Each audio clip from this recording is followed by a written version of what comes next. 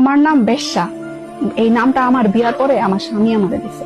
আমার স্বামী আমারে কয় যে ঈদ উঠলে, আরে বেশ্যা মাগি আয়, এটা কইরা দে, তুই তো একটা বেশ্যা, তুই তো নর্তকী, তুই তো এক টাকার। আমি জানি এরকম কথা শুধু আমি না, আপনারাও অনেক শুনেন, কিন্তু করার কিছু নাই। বিয়ার পরে আমার বাপ যে আমার এত সুন্দর একটা নাম দিছে, এই নামটাই আমি ভুলে গেছি জানেন। সারাক্ষণ খোঁচায় খোঁচায় কথা কইব, একটা ভালো কথা কইলেও একটা তেরা উত্তর দিব। আর এই তেরা উত্তরটা আমি শুনতেই থাকি।